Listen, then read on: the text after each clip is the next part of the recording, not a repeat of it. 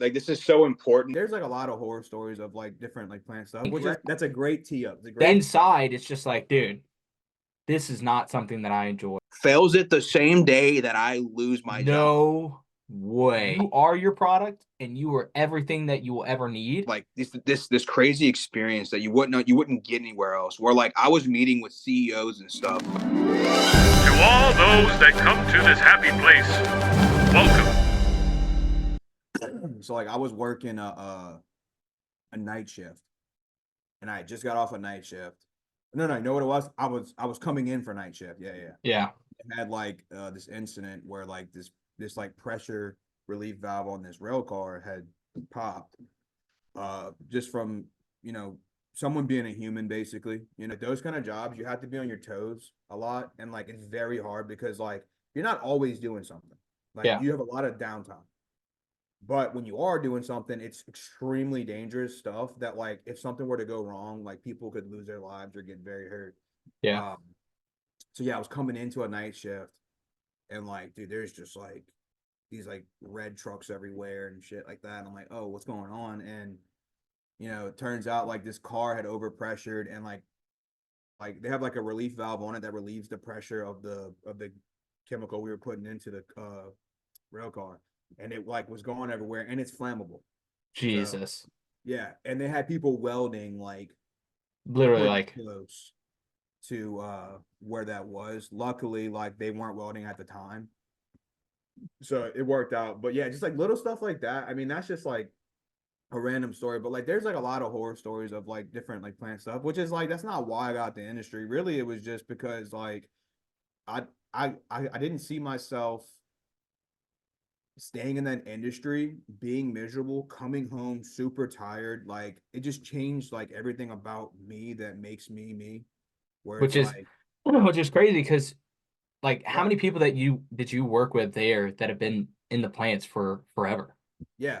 So That's yeah, the thing. that's a great tee up. It's a great tee up. That's the thing. A lot of people don't Yeah, have that maturity or the sense to go, this is not, I'm doing it because I might make good money, which is fine. Because like I know a lot of people that have been working in the plants for a long time. They make good money. Like they make yeah, really good money. yeah. I know. I was But making good money. Yeah, like inside, it's just like, dude, this is not something that I enjoy. It's not yeah, what, and that's the mhm, whole point of this podcast and this channel is to go, yeah, what is your happy place? yeah. This name. So if you listen to the intro of one of my videos where it's like the actual intro, it says to all that come to this happy place, welcome. It's actually Walt's speech that he made the day that Disneyland opened. Right. And it's everyone should basically have a happy place.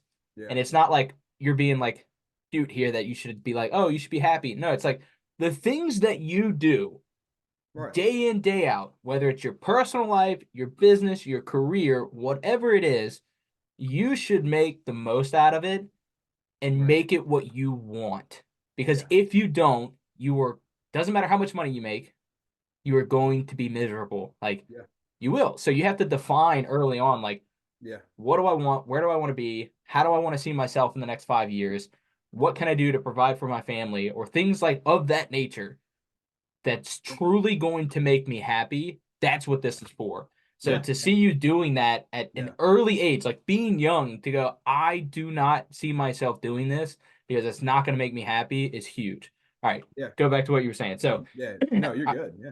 I mean, that's exactly what it is. I mean, dude, like, because I think when you're in high school, like, it's one of those things you don't really know what you want to do. Like, no, no, like no. you don't really find that out until you find yourself type thing, Yeah. because you're in high Or the school, you things just that you think you want to do, right. now that you look back, you're just like, that's impossible. I also was Yeah. looking at a stat. Guess how many high school students think they're going to make $1 million by the time they're 25? Guess what the percentage of them Is think this that? stat taken recently? Yeah. Oh, this is probably pretty high because of fucking TikTok and all that stuff. 52%. That's insane. 52%. That is realistically the amount of people, not at that age, just in general, that make over $1 million a year is less than 1%. Yeah. And it's like, It's unrealistic. Yeah. So it's like to truly know what you want or like where you want to be in life at that Yeah. age, most of the time it's just irrelevant. Like it's not Yeah, true. it is. It is. And that's like it's the craziest thing too, because it's like it's a pretty important time like in your life. Like when you're getting out of high school, you're Yeah. thinking like, dude, I have to, go to college and have a degree for something. What's it gonna be? Yeah. Yeah, because I remember so like I said, I played sports my whole life. So I remember like my senior year, I'm like thinking like, oh shit, dude, if I don't get offered somewhere, what would I do? And like I was in sports medicine. Like well, you hear me? Yeah, I'm doing something else. Yeah, you're My good. lights for some reason just went off behind me, so now it looks like I'm definitely in a fucking insane asylum. Yeah, it does. With fucking Mickey as your murderer, dude. Yeah, I know. Uh, yeah, back to high school. So yeah, so that's like I think that's a key point that, it's okay to not have it figured out, when you're a senior and you're in high school. It takes time, Yeah. definitely. Because like I grew up around the plants and everything like that. So I knew that that was like a good path to like make a lot of money. Like I've seen people be happy Yeah. with having that job and having a big house and all that good stuff. I was like, yeah, you know what? Let me get a piece of this pie. So I was like, how do I do that? Uh, Ended up going to that vocational college right next to my house, basically. It's probably 10 minutes down the road. Did that for a little while, kind of grinded in that space just because that's the kind of person I am. Like I try to give everything I have, like my all, like all the Yeah. time. Um, but yeah, dude, it's like one of those things. It's just like it was weird because I knew like, all right, so I wanted to become a process operator, right? So that's the guys that make really good money. They Yeah. make Like they make bank. yeah. I ended up becoming that. So like yeah, so like I'll go so like to get to that, like you have to know somebody or like I guess have had like a lot of experience where they just can't tell you no. Yeah. So like the people I knew, like I knew a couple people, but like it wasn't like they were my dad. Like my dad was a car salesman. Yeah. Um, so like I didn't have that good of a connection. Like I think my uncle was an operator at one point, but like we're not really close. And like I'm not one to ask for favors, especially Yeah. when it comes to that kind of thing. But anyways, yeah. So fucking grinding my way from the beginning. So that was like grunt work, like scaffolding. I don't know if you know what that is. Yep. Yep. Yeah, yeah, that's like grueling work, and I did that with Were the you saying you off. were like hanging off the edge of buildings? Yeah, yeah, yeah. So like, all right, so yeah, so I worked for a company called Brand, um, and Got put on an all Spanish speaking crew. All right, so how that happened was so like while I was in school to become an operator, it was probably like a year and a half in, 2 years in. I was like, you know what? Like all of my friends were in Southeastern. Yeah. So I was like, oh, you know what? I want to go move out there and like enjoy like the college life while I Yeah. do these jobs. Because like you're not in college, but you still like to get the like Right. aspect of it. Yeah. Right. So at that time I was like I was doing like maintenance for like this security company, but they like worked in plants as well, but I was doing it for like some startup plant. Yeah. And so I lived in Hammond for a little while doing that. And then about 6 months in, because like I got paid like barely anything, which I guess I'll say what it was. So like I was getting paid like $10 an hour at Yeah. first. That's nuts. It was like $10 or $12 an hour doing like maintenance work because it was like really just like Like tedious and like stuff, nothing crazy. right. It was like cutting grass, like changing oil, like washing. They call it Kubotas. You know what that is? Like the Yeah. little Yeah. Yeah. golf carts. Yeah, I was doing that kind of stuff. Yeah. Okay. All right. So At first, reasonable. at Not first. it's like of course it's not good pay, but it's reasonable for the job that it was. Yeah, for sure, for sure. So like, I didn't have a problem with that. I knew that I wasn't going to make more money there, so I was Yeah. like, all right. So I got so like my buddy's dad, he was like a supervisor for the scaffolding company, and he was like, hey, dude, like my dad can like get us on or whatever. You want to do that? And I was like, how much they pay? And he was like, I think it's like 15. I was like, all right, bet. Yeah. Why not? So Why would I not do that? Yeah. So it was $15 an hour. I was like, all right, cool. So I go do this like they call it turnarounds. Yeah, I know what it is. Yeah. So like basically for the viewers, it's like a plant or like a refinery. They will be putting something out of service that requires to shut that unit down and to like do maintenance and work on it. So they had like a big project going on where they were building something in this like refinery in Narco, and I ended up doing the scaffolding work for this Yeah. company.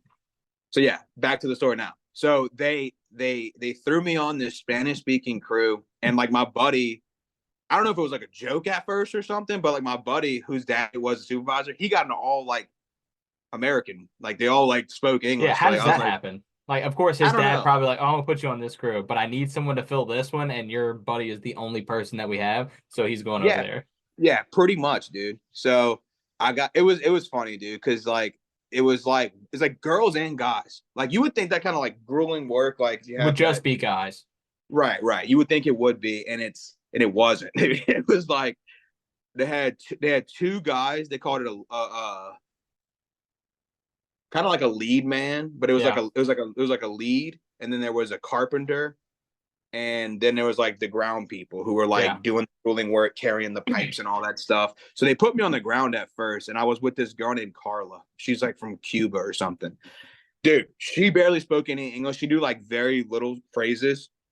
So I learned how to build scaffold in Spanish before English. That Isn't is that nuts. crazy? So, like, how did you get by? Like, Yeah. how did you So literally get by? yeah, dude, you have to have that fucking mindset, man. Like, dude, I could have easily been like requested to change crews, Yeah. like when I joined, and I was like, nah, fuck that. Like, nah, That's because like, insane, dude, though. why not? Yeah. I mean, I don't blame you. I would have probably stuck at it too, but it's just Yeah, like at the same time, I'm like, all right, new field, never done it, and very yeah, intimidating. Could really hurt myself or worse, and I have no idea what these people are telling me to do. yeah. So Yeah, like, that's insane. so how communication would work? This is crazy. So like, yeah, so like to build a scaffold, they have like different things, right? They have bars, like different size bars. They have like they call them legs. Uh, they have like different materials that like what they call it, and Yeah. like at first it was an all Spanish speaking crew. So like basically what they would do, they would grab an item and they would point to it and they would say So like you're a para de baby. tres, para de tres, and then whatever, or like el hombre, like stuff like that. And like you're learning these different terms, and then like you start to get good at it after a while. Cause Yeah, of like you just course. Now like you get like you're in it. You're in it now. yeah. It's almost like it feels good to like because like everyone wants to learn another language. It's just no Yeah. one wants to put the time into learning. Yeah. And I'm And not like gonna what's lie, I'm one of those crazy people. what's crazy is that you learn Spanish for that. Like you don't know much of it, but like the stuff you do know, it's for that Yeah. specific thing. I had to Yeah. do the same thing when I was in chiropractic. So when I was doing That's PT, crazy. dude, we would have so like we specialized in a lot of like regular rehab, extreme cases, but where we did a lot was in personal injury. So Mhm. doctors would send, doesn't matter, any case to us. And a lot of times we would get a lot of Spanish speaking people. Yeah. And understand that everybody on our team spoke English. And we had to learn Yeah. Spanish through the patient Yeah. and Google Translate to be able to effectively treat these people on the fly. Yeah. So it's like similar. Of course, I'm not risking my life like you, like because like that Right. is crazy. But like Yeah. dealing with people's injuries and learning it on the fly was pretty crazy. Like it's an experience that is like awesome to feel because once you get it Yeah. down and like people come in and you can at least speak some broken Spanish, like it's a huge relief in their eyes. Like you could see it Yeah. because like at the end of the day, it's just people. But it's like to go like I know Right. the things that you need and I can say it and we can have somewhat of a conversation was really, really cool. Really Yeah, cool. dude, it feels good. Like I don't know how to explain. It's like just like you said, it's once you speak like someone else's native tongue to them, Yeah. dude, they don't care if it sounds good or sounds bad. They know that you don't speak that language. Yeah. But the fact that you're giving the effort to go into their comfort zone, even though it makes you uncomfortable, because you're like, man, I don't know how to say this word, but fuck it, I'm gonna do it for this person because I know like it'd be easier. It'll make their day. Like it's like whenever I'm saying it, they're like, oh yeah, good, Logan, good. Like so it's like it's just like that kind of stuff. It's like I could have easily have did join that job and said, yo, I'm just gonna dip into another crew because they had like like other crews or whatever, but like it was the satisfaction of like, dude, if I could just like thug this out, like I'm gonna learn some words in Spanish, and like it's just a great story to tell in the future. And what do you know? I'm telling the story. Exactly. So You're like, telling it right now. Yeah, so it's crazy. But yeah, so I did that. I did that for a little while. Really, really like humbles your ass. And then I did that for like 8 months, and it was like those schedules were like 6 to 7 business days in a row, 12-hour shifts. Yeah, that's insane. Yeah. That is insane. And it was towards like Christmas time or like middle of the year to Christmas. And dude, it was cold as fuck. Like ain't no way. These big metal bars I had to like carry on my shoulders while I'm walking down this road, dude. And it's just like cold as the fuck.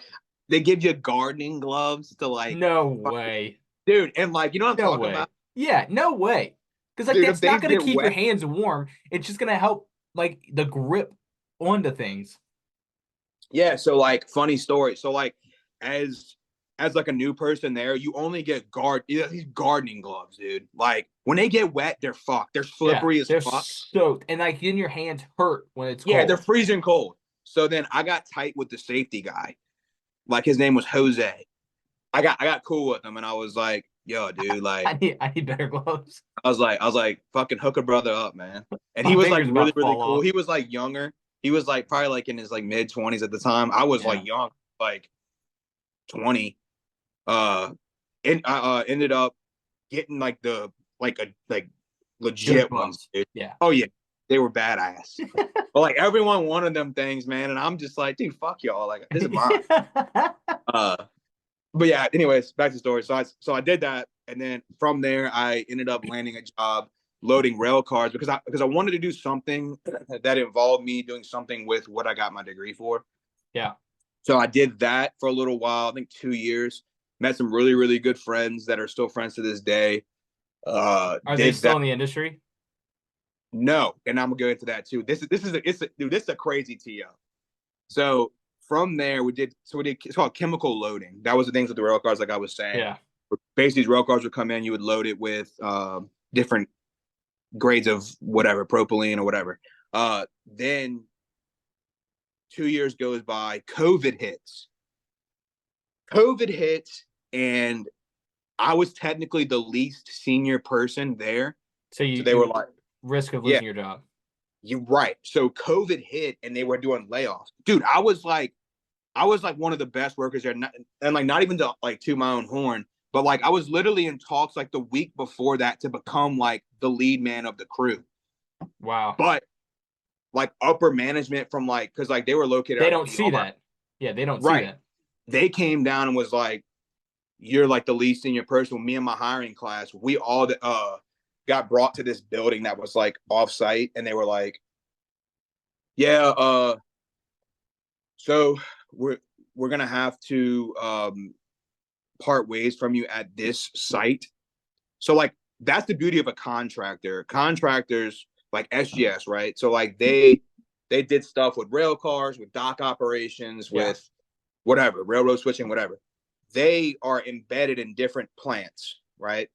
So the plant that I was at, whenever they were doing layoffs and stuff, they basically told SGS that, hey, y'all need to get rid of like 4 people type shit. So we ended up, they were like, yeah, so it happens to be y'all because y'all are the 4 people that got hired last. Because like no one wanted to leave the job that I was at because it was cush. Like you were just like chilling, and then you had work that was dangerous, but it wasn't like all the time. So you had a lot of downtime. Like I watched like crazy movies and all kind of shit. Yeah. But yeah, so anyway, so like they ended up saying, all right, well, we like y'all a lot, so you're not just getting cut unless we can't find a place for y'all to go. Yeah. So they basically talking to the other supervisors, other places, ended up transferring me to Dow Chemical. I did that for not that long. I think it was like 3 or 4 months. But before that happened, whenever they told me that you were getting transferred that same day, so I was living in Elmwood. I go back home to my apartment, and Larissa comes home. So my girlfriend's name is Larissa. She's a nurse now, but at the time she had finished nursing school, and you had to pass this test called the NCLEX, Yep. right? Yep. So Which is hard. right, and hard. she's an incredible fucking person. Like, obviously, I'm gonna marry her one day, but like, test is not really her thing. So, dude, she gets an offer from. She's gonna kill me. She gets an offer from Oshner, right? Yeah. Gets the job, graduates school, still has the NCLEX, fails it. Jesus. Fails it the same day that I lose my job. No way. I never told you this No story. way. No. Yeah, dude, it's a way. crazy story. Yeah, dude. So like, yeah, so I come home from like work, and like, dude, at the time they didn't even tell me where like they were gonna relocate me. All they said was, we're gonna relocate you if we can, but like, y'all gotta get yeah, like today. that type shit. Like, and if we can't relocate you, then we're sorry. I was like, fuck. Like, I'm driving back. Jesus. Yeah, dude. So I'm driving back to Elmwood. I'm like, fucking, I haven't talked to Larissa all day. I called my parents whenever it happened. Haven't talked to Larissa all day because she was doing stuff. I get home, dude, and like, I had this circle table, which is what I'm at now. This Right is the now, same yeah. table that I have. Yeah. And I sit down. I'm like, hey, come sit down. She comes sit down, dude, and then like, like, I guess as a man, you have to like, or like at least how like I was raised, you have to, even when you're like struggling or you're in pain, or like, you can't show that to someone that relies on you. Yeah, because like you still have to be Right. like the standing force, like against all odds, like no matter what, Right. you have to be the strong one. I agree. Oh yeah. I'm right there with you. Yeah. Doesn't matter So how like, hard things are, like you still have dude, to. so like, I'm talking Crazy. about like, right before I walked in, I was like in my truck, and I was like, all right, lock the fuck in. I don't even know how the fuck I'm gonna do it. I was like, Yeah, I don't but know. you have to. Yeah, dude, and that's a great thing for this channel is like, dude, like, overcome adversity. Like, I was literally like, dude, I don't know how I'm gonna I had like enough money to pay rent for like a month or two, and that was it. Yeah. And like, Larissa, she like had just finished school, and like she had just moved in with me, dude. So like, her parents were really strict about that. But once she finished school, we got her to move in at this apartment with me. So she's sitting at the table, and you could tell her face is red, and we talking or whatever, and she's like telling me about her day, and she's like crying and stuff, and she's like, man, I failed it or whatever. So I'm gonna be a nurse tech, which is like significantly less money. Way less. It's way like 12 less. when like a Yeah. nurse makes 27, 28. Yeah. Dude, like, I'm paying all the bills like at the apartment. Like, I just lost my job, dude. So like, I sat her down, and I was like, so she told me all like her stuff, and I was like there for her type shit. And then I'm like, all right, well, there's no easy way to say this either. I was like, I also just lost my job. And then we're just sitting there, we're crying together. Yeah. And I'm like, dude, and like, that's kind of something that like you go through with someone, and then like it just makes y'all strong. Yeah, it's a bonding moment. Right, because you realize like who's there for you when you're down. So like, I was fucking down, dude, because I was like, dude, like, I busted my ass at this job. Like, I was about to get promoted, and then I fucking And then it's lose gone it in a second. Yeah, for COVID. What the fuck? Yeah. Anyways, so then like, I'm like, I don't know how we're gonna fucking do it, but if you're in my corner, we're gonna fucking do it. Don't matter how we're gonna do it. We're gonna figure it out. So ended up doing like DoorDash. So were you relocated? Yeah. So I ended up getting relocated. Like, probably like a month or two later, they relocate me to a different facility. But dude, this time, like, I was just like, fuck, dude. Like, all right, now it's starting to piss me off. Like, I was looking past like the shift work and all that stuff like that, because like I was making good money, and then when you just lose all of it, you're just like, fuck. Yeah. So end up working this job, whatever. but like I'm still not an operator because to become a process operator, you have to become like a work for the actual refinery or chemical plant that it is. So if Yeah. it was Dow, I would be a Dow employee, not an SGS employee. Like Yeah. you're not contracted, you work for the company. Yeah. So I ended up going to Dow for under a contract with the company. Did it for like 3 months. Ended up landing a job at Phillips 66, which that refinery at the time was in Belle Chase, and that was for an operator position. I was so excited, dude. I'm like, I come home that day that I got the offer letter, and I'm like, dude, let's fucking go. Dude, the pay was like 34 an hour. Like, Holy crap.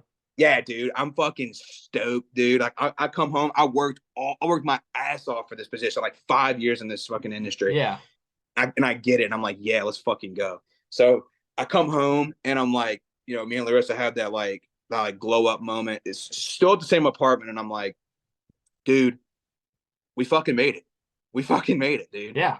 And we're sitting there and all this good shit. And then like I ended up getting my start date. I think it was like in August, I believe it was. Of So I what ended year? up starting the plant.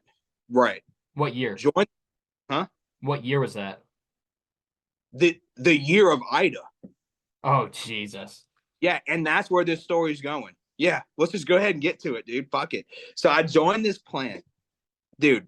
I got the nice fucking Nomex on, dude. I'm looking good. Got my name on my shirt, dude.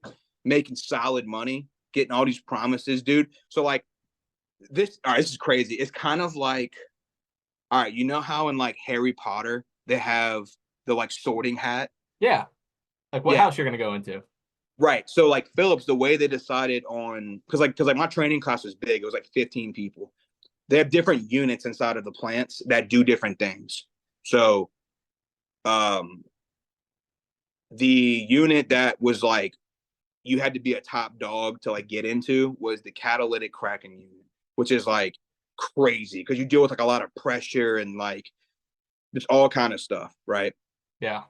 So like everyone was shooting for that one, and I'm just like chilling, dude. I'm just like working my ass off, whatever in training camp. I take a bunch of tests, like I start nailing them, and then they do like an NFL draft whenever you're like done with your like initial training. So like they pick you. Yeah, the fucking different units like pick from the class. So dude, it gets to me and they pick me for that unit, and I was like, No way. fuck it, baby, let's go, come on. So dude, Let's go. yeah, it's fucking lit, dude. So like I'm like learning because like it was a cleaner unit too, because they have like really like dirty units, the ones that deal with like coker and stuff like that. There's like asphalt, like that Oh, stuff's yeah. Sounds awful, but, honestly. yeah. Sounds absolutely terrible. Yeah, so like no one wanted to go there, but luckily I didn't get picked for that one. So yeah, I got picked for that one. So so I did that for a little bit. I was in training. Then the hurricane hits Louisiana. So we go to fire training. We go to fire training right before the hurricane hit. And it was in Elmwood actually too. And like basically you're like learning how to like put out fires. You're in like big bunker gear and all that good stuff. That was like a week-long training, grueling all day. You're sweating your ass off. Did that on the Thursday. We were supposed to like bounce out. They have a thing called a town hall meeting, right? So that means the CEO of the company and COO of the company, they call in like like a Zoom call. Yeah. And like we were at the fire fucking grounds or whatever. So they're letting you know the status of the company. Is that what I'm thinking? Yeah. Okay. Yes. So they were like, yeah, we're gonna be selling the company type shit. Dude, I'm like, sweet. Everyone's freaking the fuck out around me, but like we're like, wait a second though, because usually when this kind of stuff happens, they'll like it'd be like new ownership. They'll like sell the company and then like you could still be employed, just like brought on with the new company. Yeah. Just now you're underneath a different name. That's it. Right. So that's what it was gonna be. Then that Saturday, fucking Ida hit. So dude, Ida hit where Phillips was really good. They like paid us, even when we weren't working, for the hurricane. Yeah. So yeah. We ended up going to Pensacola to one of Larissa's cousins' places or whatever. And then when we came back, dude, like the plant was fucking destroyed. It was fucking destroyed, dude. Turns out they had like an 18-wheeler or something. So like around the plant, there was it was like this wall, Yeah, right? so I'm assuming like a levee system. Right, because Okay. they have levees around the area, which obviously the levees broke. But like they have a wall surrounding the plant so that way like it wouldn't flood the plant. Well, dude, they had an 18-wheeler that wasn't tied down, and that fucking 18-wheeler broke the wall. Yeah, dude. Whole plant flooded. Everything. Wind damage, flood, No way. fucked. So we get back from fucking the hurricane. They're like, yeah. So like before that, we were in training, learning different stuff, like all these cool ways that like they make gasoline and all this stuff. And then the hurricane hits, you come back and you're like, yeah. And they're like, yeah, you're on cleanup duty. So we're fucking, they have snakes and shit, dude. Like Jesus. wildlife everywhere. Dude. So then like we're just like, well, who the fuck's gonna buy us now? Like, because they were in talks before the hurricane of selling us to different. They have like, oh yeah, there's like a bunch of potential buyers. Who the fuck's gonna buy a plant that's not operating Yeah. and Destroyed. destroy? So, dude, so like they like let us on for a couple months without telling us much information about who's still talking with us or whatever, like to get the plant. And turns out they were just gonna shut down the plant. They're gonna shut down No the plant. way. Yeah, yeah. They were gonna shut down the plant and then like use it as a tank farm. So a tank farm, if you don't know what that is, it's picture these big, like those big like circular vessels that like you see or whatever that holds chemicals. Yeah. So like it'll hold finished product, it'll hold like raw product, but it's not like making anything. It's just like storage. It's like Yeah, storage. it's just like a big storage unit. Right. So they were like, well, we're gonna do that. We're gonna do that instead because I didn't get that destroyed. Yeah. So like they basically said, but like we were part of a union. So like you know what that is, right? A union. Yeah, I know what a union is, so we're good there. All right, cool. So yeah, so like I was part of a union, so they couldn't just like fucking can me right away. So like they were like, yeah, you'll have 3 months. They just started this job, dude. I fucking just bought a truck, like because my dad had just retired. Yeah, so, like, so now you now have the truck that you're driving now. yes, Okay. yeah. So like I had a little Scion TC before that. Yeah. And then my dad was retiring because like when you're in like car sales, you get to like bring a vehicle home like as a work vehicle. So my dad Yeah. did that like life, so he never really needed a car or a truck because he just did that the whole time. But anyways, he was retiring because he was old. Not I was talking to him, I was like, dude, just fucking hang it up, man. You don't need any more money. Y'all have your Yeah. houses, like all your kids are growing up, and like he was like, but like he has that hustler mentality that he just didn't want to do it. But he was like, he's like, if you see my dad, he's old, man. He's just like, so I ended up giving him my car, which was at the time it felt so good to pay my dad back. Yeah, for all why this. not? I'm like, dude, this is my car. Like, I'll buy a truck, and you don't even have a car note on this thing. So I did that because I was like, I'm making big bucks now. I get a truck, got a $505 truck note, but it didn't matter because I was in a Yeah, plant. because you were making decent money. Yeah.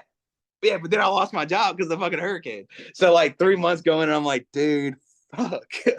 I was like, all right, what do I do now? So like, this is what I'm saying. There were so many things that had to happen for me to get where I'm at now. Like, it's so crazy. So Not from to there, cut you off. So I'm in You're like good. the same like boat.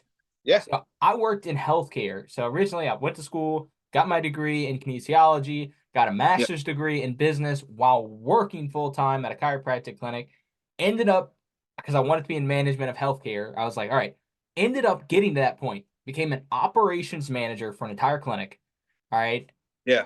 There was 2 clinics. I was the operations manager for. I was also doing PT. I was doing everything in this, billing, like literally everything. I was spread thin. And I'm working like 60, 70 hours a week. Yeah. We get a fire. Wait, no. Ida comes along. One of those happens first. I don't remember which one. I think a fire happens. A fire happens, Yeah. burns the building. All right. We are closed down for like 3 weeks. All right. We're still getting paid. Then either Ida happens or it's the opposite way. A giant, like 200-year-old tree is in our parking lot, falls down, crushes part of the building, floods the inside. No, you hate to see it, baby. The owner, who was also, he was part owner, but he was the majority share in the building. My Mhm. good friend, Dr. Doty, was also part owner in the building, but the minority share. The doctor goes, I don't think, or I don't know if I'm going to open that location back up. He's like, I don't know if I want to deal with insurance again. I just had to deal with it with either the fire or the flood, whatever happened first. And I Yeah. was just like, all right, I don't know what I'm going to do. 2 weeks prior to that, Ida happened second. The fire happened Yeah. first. Because 2 weeks prior to that, I got on LinkedIn, a recruiter reached out to me from NetChecks, and I was just like, I don't know what NetChecks is. Like, I Yeah. know of NetChecks because I used them when I was selling cars right out of school, but I was like, I don't know anything about that space. I don't think I'm gonna. Didn't even worry about it.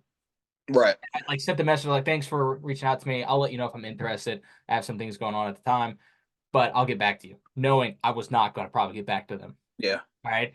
Ida happens literally the day after. I'm just like, okay, he's not sure if he's opened the business back up. We just got flooded. Part of the building destroyed again.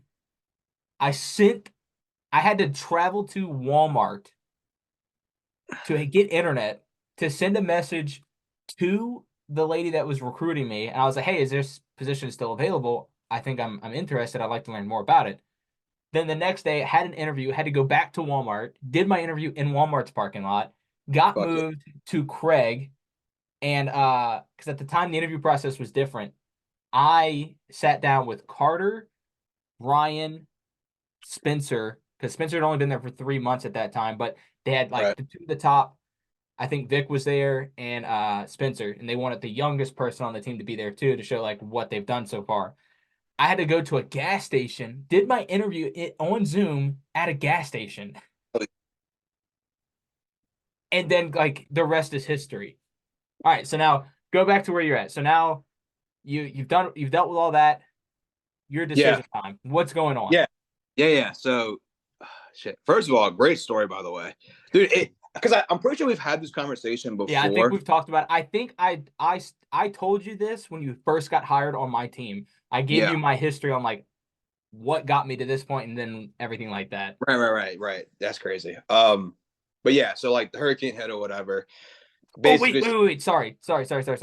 Also, we found out Brett was pregnant yeah. right before the Yeah. hurricane. Right before the What else hurricane, we it found was. I out Brett remember was you saying. pregnant. Yeah. Yeah. And that's why I told him, I was like, I'll let you know if I'm interested, because at the time I was already possibly considering leaving the industry because it was just too many hours. And like Right. if we were gonna have a baby, I wanted to be there. Like I didn't want to be like always tied up in something even on the weekends. All Right. right. So now go back to you. Yeah. So they basically tell you, yeah, you have 3 months, right? So I'm like, all right, cool. So Larissa ended up, so like, remember I told you she failed the NCLEX back then? Yep. So she ended up, it's like you can keep taking it. Yes, as many times as you need to, right? It's just like you have to pay a fee, right? I think you get like 4. And then if you fail so many in a row, then you have to wait a year or something like that. It's something like that. It's Yeah. something like, I believe it is. But yeah, I think she failed it like twice, and then she ended up getting it. But yeah, she ended up like she was still in that process, and now I gotta tell her again, like, dude, fucking Y'all had this high moment of you got this job, and now yeah, you have yeah, 3 months to find something else. yo, fuck, like, I'll figure it out again, kind of thing. And that's a lot of. That's what I'm saying. That that's why you don't see me stressed out a lot or pissed Yeah. off or stuff really doesn't like pressure me just because, dude, I've been through it, man. So like when that happened, I was like, all right, fuck. All right. So I called my last job. All right. So the place that I was whenever, yes, the one that I was loading rail cars in before COVID. Yeah. So I got cool. And like that's why networking and like your relationships with people are so important. I would There's- say this moment right here, what you're about to say, is your brand. Yes. Hold on, my phone just said something. Oh, my phone camera just ran out of storage. So I'll have to go through and edit that. But this is why, like, your brand is so important. It does not have to be you're owning a business of any kind. It doesn't have to be, I am selling a product. You are your product and you are everything that you will ever need.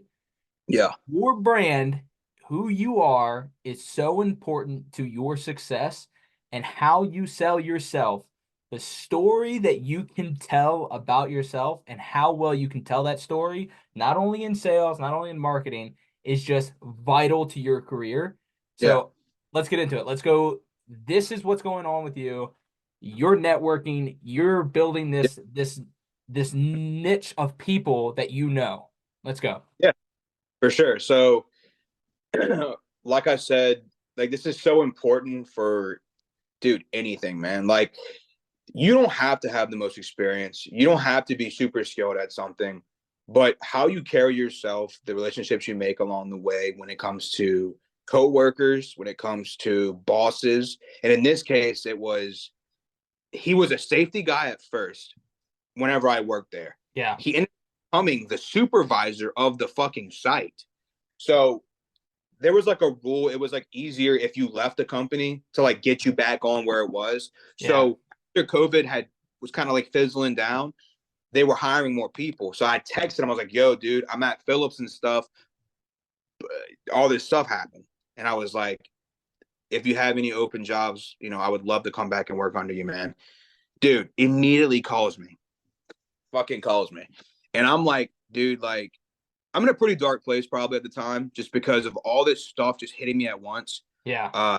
And then we ended up just hitting it off and like, we're just like talking and bullshit. And then he's like, yeah, dude, look, I don't have a spot open right now, but stick with me here. Cause like, he was like, how, like how much longer are like y'all allowed to stay there? And I was like, 2 months, I think. And he was like, I should have a job open up in 2 months. I'm gonna let you know. So, the 3 months hits. It was like December. Yeah, dude. It was like fucking December, like Christmas. So now I'm just thinking timeline now. You're a year away from net checks at this point? But you started January. No, not yet. Not yet. Because so you're 2 years out? Something like that, yes. Okay, because all right. What was, it was 2 years out. Because, well, maybe it's a year. I'm just retarded. But whatever. So we ended up leaving Phillips, and I worked from home. Not work from home. Was at home, no pay, because I was like still applying for jobs. But like I really wanted to go work under him again, and like he told me, he was like, dude, I got you. Like, so like it was only for like a month or two, and just no work. But I was like cutting grass and stuff, doing other stuff to make money. Ended up going back to work under him, but on the docks now. So like on the river, they have these docks where like big vessels will come in, and then you'll load them with whatever, or like you'll take product off of their stuff, whatever. Yeah. So learned all that good stuff. I was in training for like 3 months, something like that.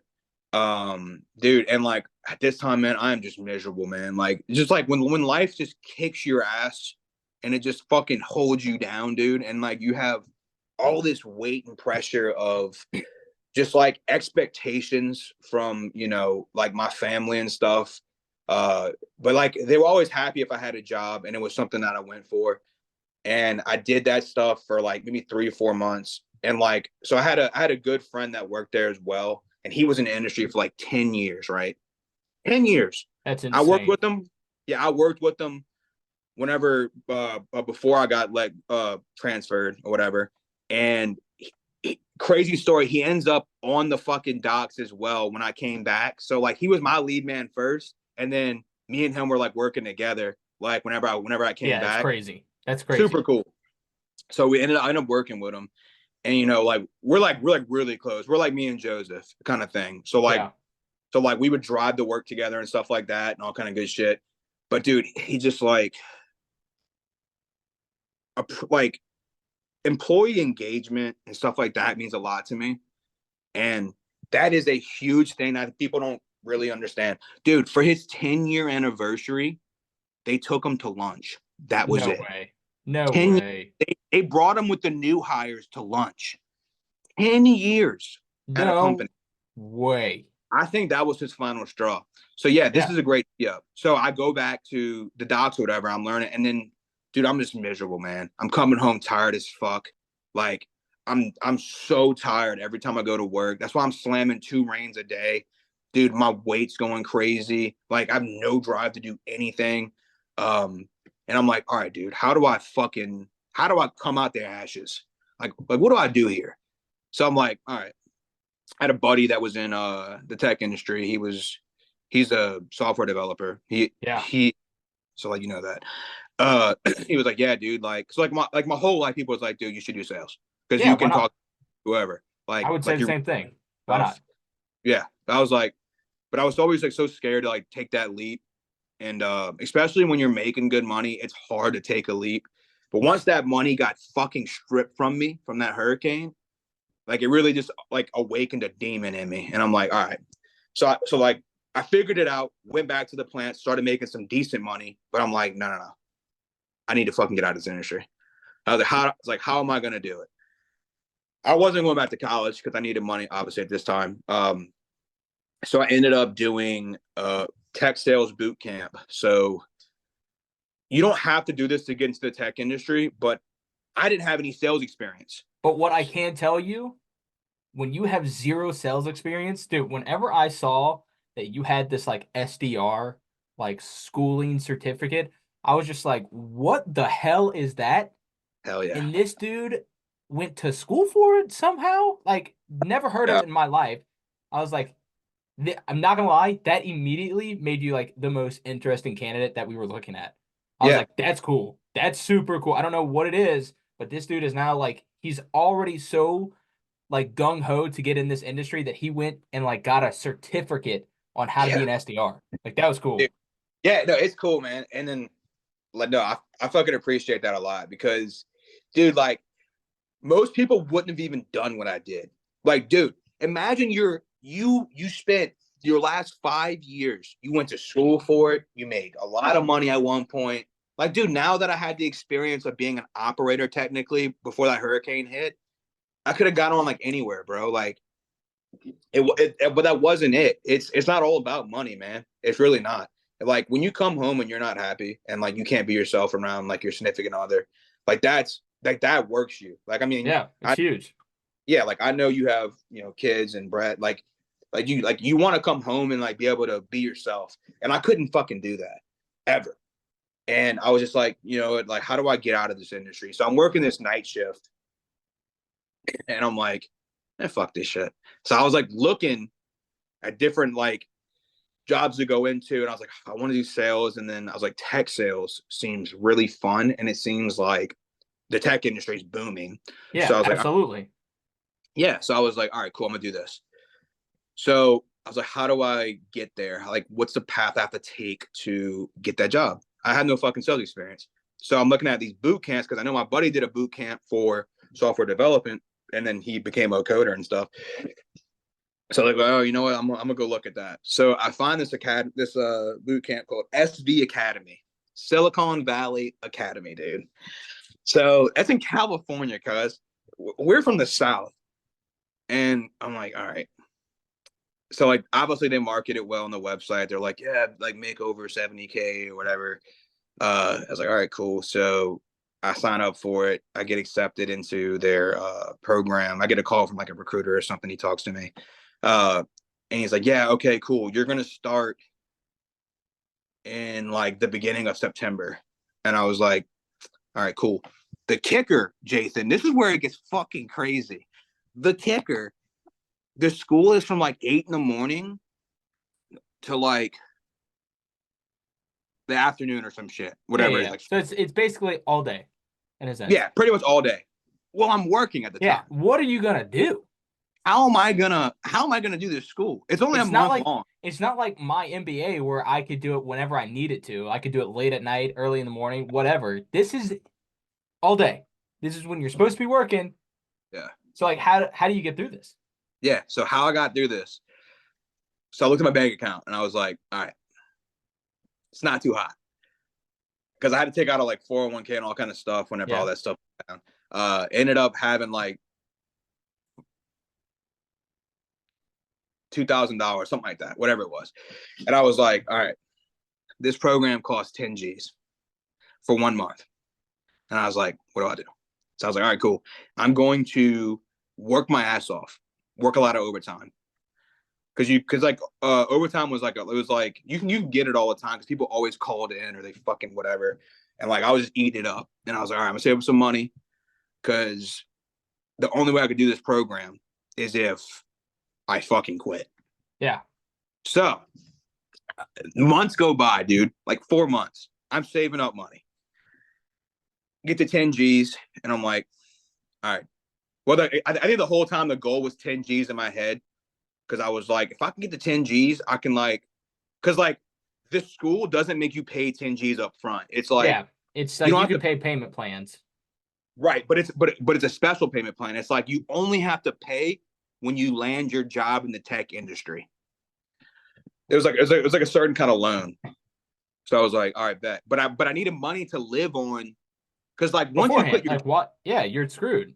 You don't have income coming in, and then you're having to apply for jobs. That's not even saying you're gonna like. I'm not guaranteed a job. So and like the school was a month long. So I was like, all right, cool. It ended up. So I was living in this house now that I'm in right now, and then I'm renting for my brother, and it was like super cheap. So it ended up working really well. Ended up saving up money. Quit, which was crazy. The boss that had like called me and stuff like that whenever I was like struggling and stuff, he understood, man, because I was just like, dude, look, I appreciate everything you did for me, dude. And I was like, if I ever do leave this industry and I, like, or people want to start working or whatever, like hard workers, I will lead them your way because you are an incredible leader. He really appreciated that, man. And I was like, no, but you know what? Like I have my 2 weeks notice in, man. Even though I was planning it for a couple months, I was like, I put my 2 weeks notice in because this just isn't for me, man. Honestly, he understood, genuine guy. Still text him every now and then. He kind of checks in. But like, yeah. So like, it all happened one night. Like when you just had enough. Like I had enough, and I was like, I'm gonna do this. How am I gonna do it? I'm gonna figure it out. And then my buddy was training me on the docks. So like this is the one that was 10 years. He was like, I'm gonna do it too. So he went into software development as well. Yeah. So like he did. So his boot camp was 3 months. He did that. Ended up getting into the workforce as well. He put his 2 weeks notice in like maybe like a month after me, something like that. But anyway, so I left there, did this boot camp from California, whatever. I did it from home. That was wild. Crazy boot camp, dude. Like you really learn. Like I learned a lot about Salesloft, Salesforce. I learned like for those who don't know what that is, those are CRMs that we track information on accounts, people that we're calling, how to take notes, how to create opportunities, where like all of our sales comes from, where we keep all this information on like what the account is doing. That's what those are. Yeah. Yeah. So like you learn about that. You also learn obviously like so they call it a cohort. So like when I joined, they were like, you're part of the SDR 77 cohort. So like that's like your group of people that are actually in the program with you for that month. It's like your class. Right. So I was put with a class of like 20 people, 20 something people, maybe a little bit more, whatever it was. Because they had client success and they also had or like customer success, I think it was. And they also had SDR. So obviously I was in SDR.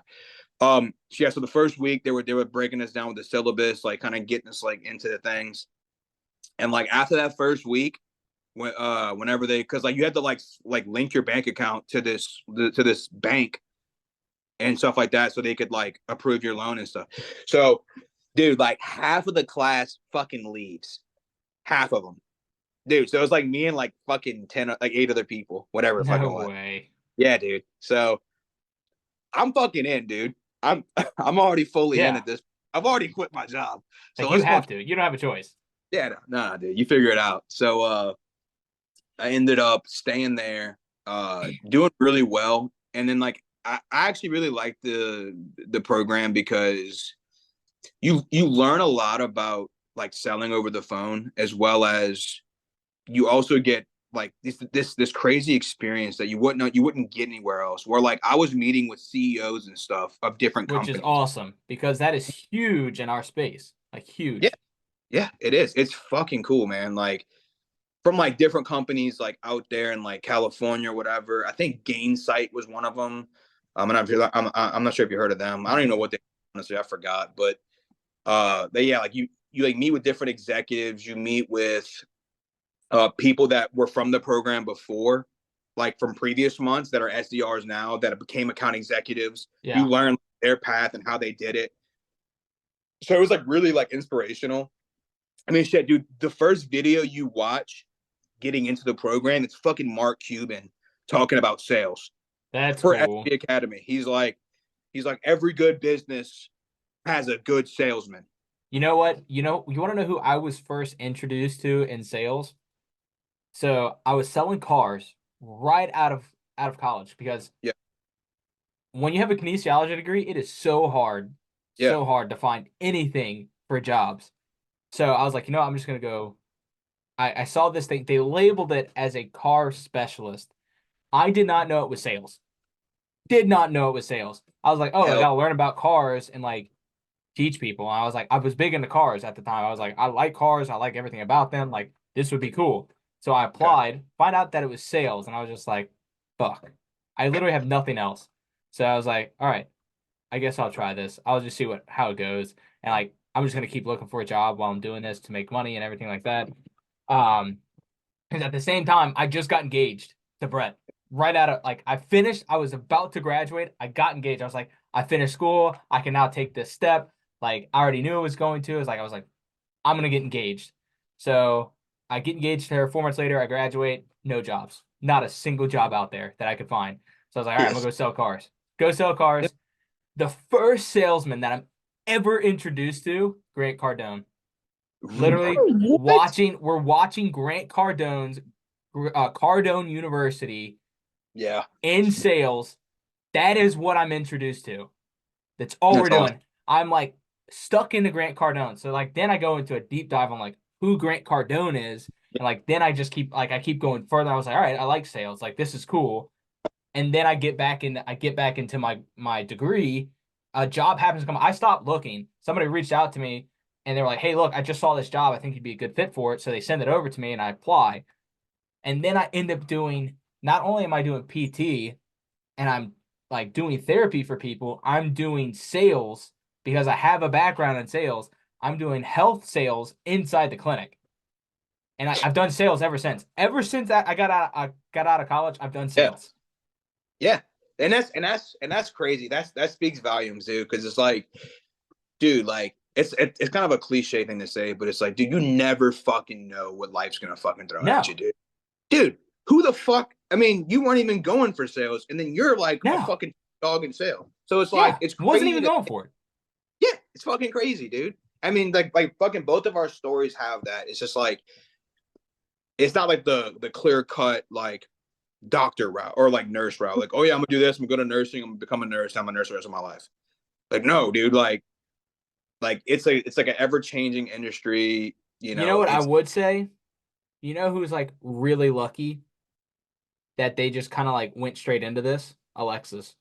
yeah, yeah, Because like sales is a skill that you will use in every industry and you will always have a job. Always. yeah, Doesn't matter. You will always have a yeah. job I agree. no matter what. Yeah, no, it's crazy. And then like she's obviously a killer too. So it's like it's just like Yeah. it's just crazy to think of like just like the path that we had to take to get here. It's not the same. It's not as clear cut. It's not fucking easy, you know. And like, dude, who knows in like 3 years where the fuck we're gonna be at? You Yeah, know, you never. exactly. The thing is, like, you have to. Like obstacles are gonna come, and you have to find a way around them. That's the Yeah. bottom line. You either At go the end of the through 'em or day, around them. you have to make the most of a situation. Yeah, Even if it's something that you don't like, of yeah, course you have to go, all right, if I don't like the situation that I'm in, I have to go, I need to really assess where I'm at and how can I move to something else. Like I yeah, have to be mature enough in my brain to go, I don't like this, I don't like what it's doing to me, and I have to go do something else. In the meantime, though, instead of going down like a dark path, it's human nature that like you kind of get depressed, you get down on yourself, things are going Right. wrong, but like it's so fast, things can change. How Yeah. can you make the best of that moment? Even like Right. even now, we have down months. Like as SDRs, you're human. You're going to have months that you just don't perform as well. Right. How can I still like I'm gonna get aggravated, I'm gonna get annoyed, and I'm gonna get aggressive. Like I Right. need to go do something to make something happen. But it's you need to stay true to who you are. Yep. Make your brand your happy place, and that means that every moment that you have, even the bad ones, you go, I can learn something from this and I can make the most of the situation because I never know when I'm going to need this again. I Yeah. can make Exactly. this my own happy place. I can make this my own and keep building my brand. And then everyone around me that I work with see that and they're going to Yeah. remember that. And you're going to have a network that's crazy that you can always lean back on. Always. Yeah. Yeah. And that's the biggest thing about whenever I did get into this. Well, actually, in the last couple of jobs as well, I strive for that. Is like we used to have a saying like, leave your attitude at the fucking door. Like when you come into work, you leave that background noise, the stuff you had going on outside of work. Like there's been plenty of days that like, first of all, let's just start here. Have you ever seen me in the office angry? No. Have you ever seen me just like come in without like dapping someone off or saying hey or being happy? Like you're No. not going to see that ever No. because that's what I strive for. Because I've been around an environment of people at previous jobs where they're coming to the job and like they're pissed about whatever at home, and then they take that and it like then that starts leaking into your work and your environment around you. Now everyone's fucking pissed because you came pissed. Yeah. Like no, you have to come in, leave that shit behind you, come in, have that good attitude, be optimistic about the day, no matter what happened before. Or just like if you have to take like 20 minutes just to kind of sit there and like decompress and like, all right, I need to get my mindset my right before I start doing this stuff. Yeah. Like that huge thing in any job, any freaking job, dude. And that's something that like I really strive for. Whether I'm having a great day or a bad day, I'm gonna look the same, I'm gonna sound the same, and I'm gonna do the exact same things that I was doing if I was happy as shit, if I made $1 million, or if like my grandma just died. Yeah. You wouldn't know either way. You wouldn't fucking know. You just be like, that's Logan. That's who he is. That's how he's gonna be. I can expect that every single fucking day. That's why you like the brand is so huge for any industry, no matter Yeah. who you are. That is 100%. It is huge because like literally, let's say like 2 years from now, whatever, I leave this job and I'll get another job or whatever. Like now, when I call for a reference and I call Craig or you, like you're gonna be like, yeah, 100%. was a Would not great worker. hesitate. Would not hesitate. Exactly, and that's what I'm saying, and that's something that people burn bridges, which I'm sure you're gonna hear that, or people are gonna hear this a lot in their life, like don't burn your bridges kind of thing. It's like, Yeah. you really don't want to. I know it's a corny old saying, but it's so true. It's so Yeah. true. But like It's so true. Because that'll what if lead the path. one of us starts our own business? Or what if this YouTube channel takes off and like I go all in on this? Well, I'm gonna depend on people that I trust Right. come and just fucking blow it up Yeah. to make it even better. And it's like these are the people that I want in my corner. I'm not gonna Yeah. want somebody else that doesn't know how to or can stay consistent on their own brand. Like I want them Yeah. to be them. I want them to be their uniqueness because that's what makes them the most valuable aspect that they can be is Right. be you, be your brand, no matter what time it is. If it's a high time, a sad time, a super bad time, the situation, Yeah. or everything in between. Like if you can stay who you are, it's only going to pay dividends. Only. Yeah. 100%. 100%, dude.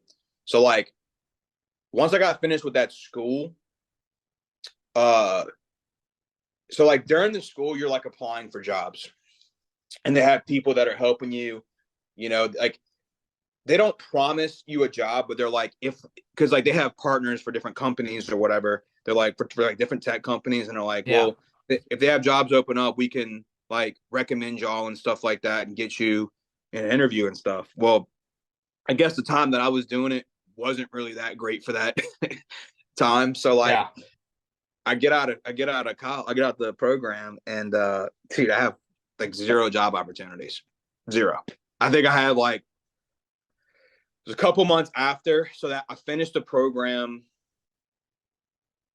I think in October, like October 1st or like September Yeah. 20th. Finished the program and I'm like, shit. All right, I need to start like really grinding. So like each day I would apply to like 20, 25, 50 jobs Jesus. and just all over the place because I knew. So like Larissa was now a nurse, like RN. Yeah.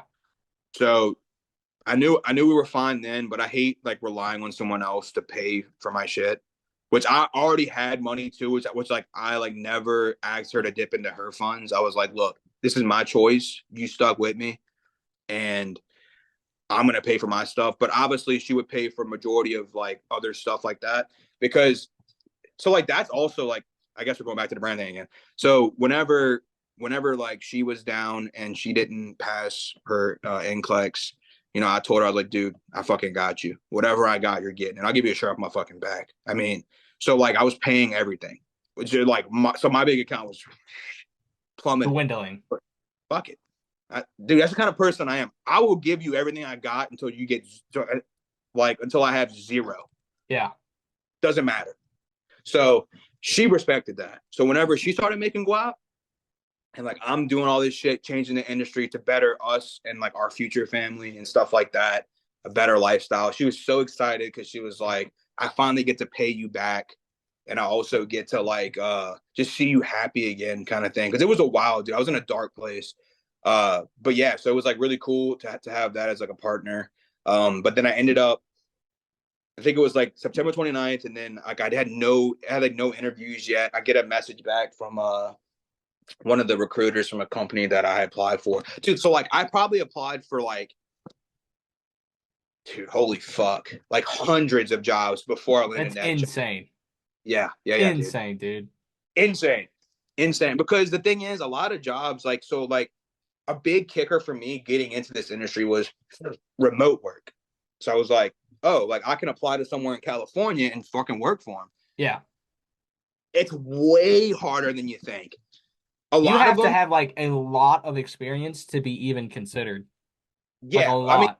I mean, some jobs you can, but like, it was like a lot of them were hybrid, and like I knew I couldn't move from Destrehan, right? Yeah. Like at that moment, I didn't have any money, dude. Fucking Larissa was making money, but her family's like right by us and stuff. So I knew that like we couldn't really move. So I was like, well, fuck. So months go by. I think December goes by. I think I got an interview with Craig. Yeah. So like how that happened. So my buddy was we like play games and stuff, and he was talking to me, and he was like, hey dude, I think NetChex is hiring for SDRs. And I was like, sick. Sick. And then he had messaged Chandler for me, the recruiter. Yeah. And she was like, which is crazy. Chandler was like brand new at the time. yeah. Brand So new. she calls me or messages me, and I'm like, yes, sick. Yes. I definitely want to interview. So I go through the interview process. Obviously you were part of that, which I'm grateful you picked me. But yeah, I go through that whole process, and then like I think it was in December. It was in December for sure. Yeah. Because Craig it was like late November, early December. Yeah, something dude, like that. So like I'm always thinking ahead. Like I'm never like, yes, I live in the moment, yes. But I'm always I'm a You planner. have to. You have I'm a to. planner. Like you don't have a choice. Like the people that just live in the moment give me anxiety. Like give me 100% anxiety. I get super anxiety, like super fucking anxious for that shit. So whenever like the jobs weren't coming in, and I was applying for like hundreds of fucking SDR positions, because like a lot of time on the application, they'd be like, do you have a 4-year degree or like a bachelor's or whatever, and then you're a sales experience. I had fucking neither. I didn't go to a 4-year college. I went to a 2-year college, and then I didn't have sales experience other than the program. So, dude, like, I was getting nothing, bro, nothing. Like, but the program, it obviously looks good, and that's why I did it, to have something on my resume. So yeah. Anyway, so like, think like October goes October goes through, November's like halfway through, and I'm like, fuck. Like, Yeah. now you do something. So I was like, all right. I told Larissa, I was like, I'm going to, if I have to like fucking work 2 jobs of like Uber Eats or whatever and have some money coming in somehow to help us out, I will do that. Yeah, dude, it was crazy. So like that happened, and then I get a call from, because I was interviewing with y'all at the time. Yeah. So like, dude, like at the time when I met you, bro, I was like that's why like I'm so glad it worked out, because like, dude, I had to nothing, dude, like fucking nothing. Like, because like all my like, it's like life just kicks you around, but you just get through it, you know. So like ended up like fucking Craig calls me and is like, hey, I want to send this offer to you. He like We was like, interviewed like 6 people, and you and Alexis were the 2 that came out of it. yeah, in Maryland, yeah. Maryland didn't start the exact same. Oh wait, she did. She did, yeah. Yeah, that's crazy. Yeah. So it ended up being like, I knew after the interview with Craig, I was like, dude, there's no way I don't get this job. There's no fucking way. And then like once they, because like at first it was Craig and then y'all, right? Yeah, it was different at the time. It's Yeah. not Craig ends it out, and you would meet with us secondly, and you would go to lunch with us. Yeah. So then I went to lunch with y'all, and I was like, we kind of vibed, and I was like, all right. I was like, I'm pretty good, but I don't want to get my hopes up, because It like, was me, Carter, Drew. and Drew. Was it was Drew? supposed to be Spencer, but she had something, so it was Drew. Because Drew had only been there for a couple of months at that time. Carter, of course, was there the longest, and I was there the second longest. Yeah. Yeah, that shit was crazy. It was crazy, dude. So then yeah, that interview happened. It wasn't even an interview with y'all, it was really just, well, I guess it was. Like we of course asked questions and stuff like that, but more importantly, it was just like, we need to see if this dude's gonna gauge was like, is he gonna mingle and mix with us well? Yeah. And obviously I do. So that's great. Absolutely. Better than most people. So right, exactly. So ended up doing that. Now I like remember after that lunch, I'm driving home, and like I'm like fucking pumped. I got music blaring. Fucking just I'm like, dude, come on. I'm getting this fucking job, dude. This is like my second interview ever for like the tech industry, because I interviewed for one other place, but they ended up, it was like something like, yeah, it's a hybrid position, but like even though you don't live around here, like we can still hire you. You would just have to fly out every like 2 weeks to do whatever. It was for some like food software.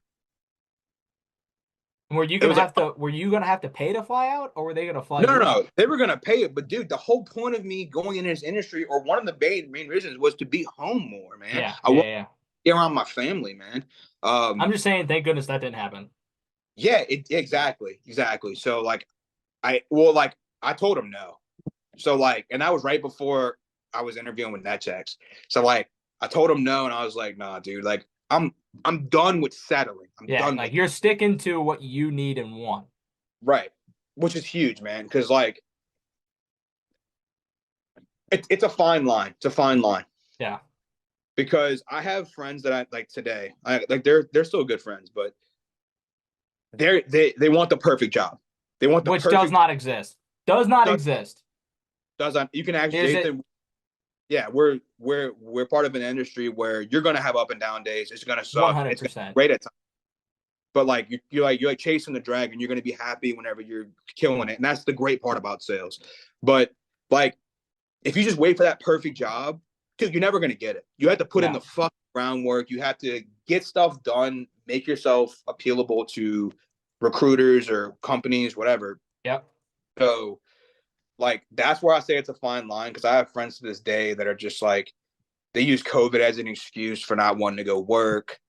And then now it's like they're still like in that in between phase. They're not really working that much. It's just like, at some point you have to like look yourself in the mirror and say, you know what, like what the fuck am I doing? Which is crazy because COVID was almost 2 years ago. Yeah. You look in the mirror and you say, what the fuck am I doing? Like, where do I want to be in 10 years, 5 years, whatever? And dude, I'm not gonna lie, that picture, like, cause like you paint a picture in your head, I want to be this 10 years, 5 years, whatever. That picture was blurry as fuck for a while. It was for a very long time, especially, when depression kicks in or whatever. But then like once you start seeing the picture and it starts becoming more clear, dude, fucking nothing can stop you. No. Nothing. No. Like, dude, Zero. when I had the interview, I was like, yep, I'm fucking getting it. I'm fucking getting it. And then I ended up calling my friend he was like, how'd it go? How'd it go? I was like, yeah, it went really good. I'm not gonna say nothing.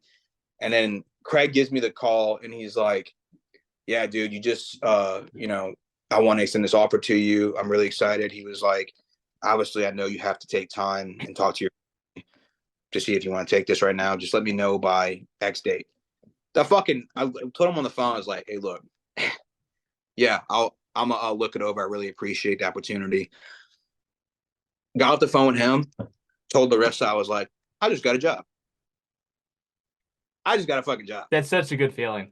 Yeah, dude. I was like, dude, oh my God. I was in tears, bro. I was like, I fucking got a job. We're fucking doing it. Dude, because like no one, so like, think of it like from like an old Southern perspective.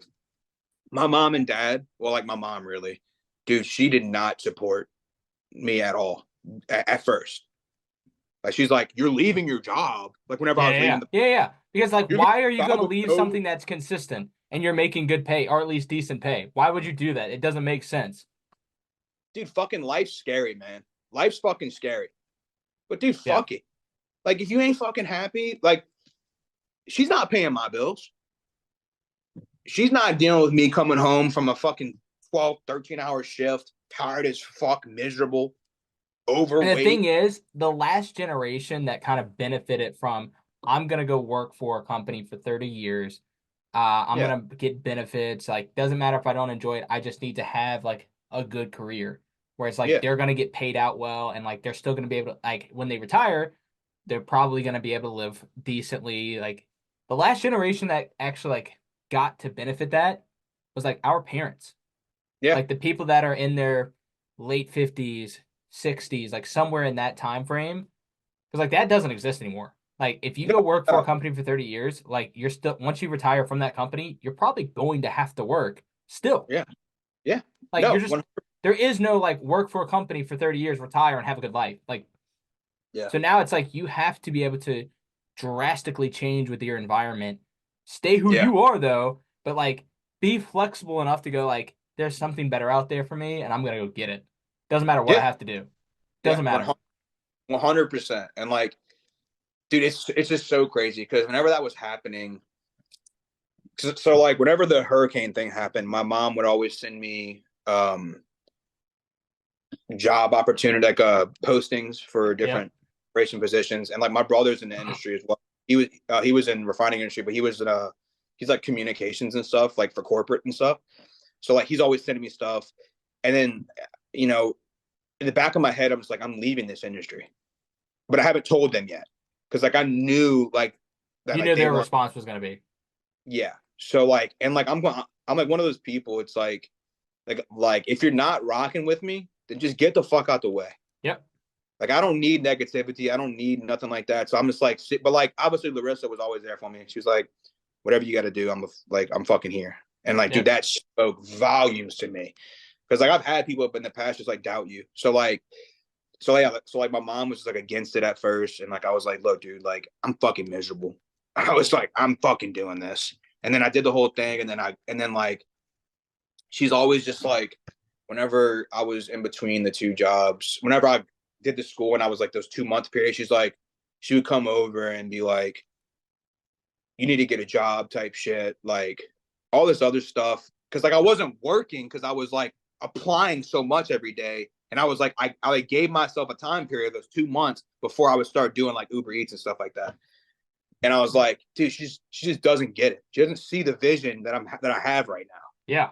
type shit. And like no one saw it, but like my dad. So like he was like the rock the whole time. But anyways, but then then like people start coming around whenever you make it, type shit. And that's like something that, you know, it's great. And like I don't hold a grudge towards my parents at all. But like it's crazy when I was down, like who was there. And then whenever you fucking the vision happens, where it's like, if I would have told you that I was gonna go through all that shit fucking 4 years ago, you've been like, you're fucking crazy. There's no way you're gonna join the tech. Yeah. But then it fucking happens. So It's absolutely insane. Yeah, it's absolutely fucking insane. Insane. But yeah, it's fucking crazy. Because like I remember after that Craig call, I was so fucking happy. I was like, yeah, dude, I'll let you know next week. I literally texted him or something like 10 minutes later. Yeah, I'm accepting it. I'll see you next week or whatever. That's awesome. Because it was in December. He was like, and then you start at what? Middle of January? January 16th. So middle of January. That's what this new training class, they're starting on the 15th. Yeah. So it's like, then you had 2.5 weeks, and then you were on a plane to Nashville. Yeah, dude. Yeah, let's talk about that. On a plane to Nashville. So we do here at NetChecks, we have a sales kickoff that we do once a year where the entire sales department, not just the SDRs, the account executives that are in the field, the management of sales, marketing shows up, some of the C-level of our company show up, and we kick off the year on like a 2.5-day trip somewhere outside of our HQ here in Louisiana. We go to Nashville. We're 2 blocks off Broadway. Go to the Country Music Hall of Fame. Logan, Alexis, Mary Lynn, they are brand new to the company, have no idea really who we are. They just know they're on my team. They're going to be doing cold calls of some way, shape, or form. And they got to fly out to Nashville with a team of people that they don't really know. And what's crazy, it's probably like the foundation for the relationships that they have with everyone in our department. Yeah. And it has turned our relationships into something more solid than most people will ever have. Yeah. It was an experience, and I am so thankful for it to happen. There's goofball times, hard times, boring times. Like, dude, it was insane. Absolutely insane. Yeah, dude, that was crazy. Because like we had started the 16th of January. Then we had like training. Yeah, you had 2 weeks of training. Yeah. And there was like a week. The week that you were supposed to be like, all right, you're getting into it, you're making calls, is the week that we fly out. So you're only making calls for like a day and a half. And you still have no idea realistically what NetChecks is. Wednesday morning, we're flying out. We're going to New Orleans. We fly out. And you still have no idea realistically what we do. Yeah, pretty much. Yeah, dude. And like, I'm just thrown into this company. And like, dude, I'm the kind of person, if I'm in on something, I'm fucking in. I'm 100% or nothing, baby. Yeah. You know me. So like, legit, whenever we're talking about that, I was like, dude, like, cause like kickoff, they go over all the cool stuff for the year and like all these new things. And dude, I have no idea what the fuck I'm doing. And I love it. I'm loving every minute of it because like I'm not expected to know a lot, but like people are still like treating me like I've been there for a minute and that I'm part of a team, like, and like I'm appreciated. So dude, like I'm fucking bought in, baby. Come on. And it was like, dude, like all kind of stuff. Like I remember at kickoff, whenever y'all gave presentations and you gave yours, dude, I fucking cried. Yeah, remember you talking? That was hard. I cried up there. Yeah, no, and that made me cry. Cause like, that was wild. And dude, like just that trip alone, it just got everyone so close. Like it was such a good way to build a foundation early and then just like let it fucking blossom into whatever it is now, you know? So like fucking Alexis was on stage singing and shit at Kid Rock's bar. Dude, that picture of y'all walking down Broadway where one of y'all have a hot dog in your hand. That's me. Dude, that was gold. Yeah. I love that. Absolutely love that. Yeah, but I had a fucking glizzy, and then Alexis had a burger. Do you know what's funny? We went to Nashville recently Yeah. for that, Y'all just went back. and we retook the picture. That's cool. I need to see that. I'll send it to you later. Yeah, I need to see that. But yeah, fucking Nashville was crazy just because like it was a work event, but it was like, dude, to see a side of people that you just would never see working. Yeah. It was pretty crazy. Yeah, that's nuts. Dude, like I just started with the company and like I've been in the workforce for a long time before this. So like I've never had that experience. And I'm like, all right, I like nut checks right now. And then it just kind of like blossomed into what it is. But dude, it's so wild to compare this industry to what I was from, or like this company to where like all the like previous companies. Yeah. It's just like it's more of like I don't want to say Southern hospitality, but it's like that like home feeling. You could be genuine. Like I like that.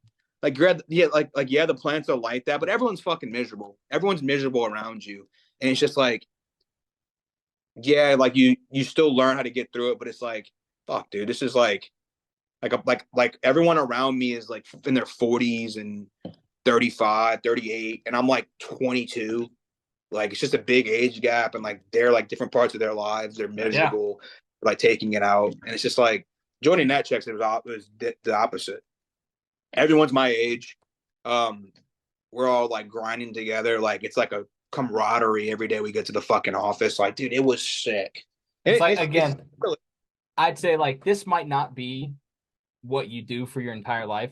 Right. It's like you should not be an SDR your entire life. My goal is to not be an SDR my entire life. Like, I have bigger, better goals, aspirations, not only for me just like outside, but inside of net checks. And it's like I see a chance to help develop everyone that's on our team to grow to bigger, better things that we can do. Yeah. It's like I want to see you guys do more than what we've ever done and then exceed those expectations and blow them out the water. And it's like if you can make the most of this situation, we know it's not the sexiest job that's out there, but like if you can come in, be you, make it your own like happy place, do your thing, do the things that you need to do, it pays dividends. And it's like everyone entering into a new business, a new career opportunity, they're just entering into the workforce should go, I need to look at it this way. I need to make the most of this situation, whether I like it or not, plan to do something better. What's that plan going to look like? But right here, right now, I have to make the most of this situation. Right. And I have to build who I am to be able to get to where I want to be. Yeah, no, and that's something that was my Post Malone cups. Didn't hear him at all, so. Oh, nice. No, yeah, like having an optimistic look on anything, work, out of work, is fucking key when it comes to happiness, being successful, like just crushing any goal, whether it's work, personal, that you have.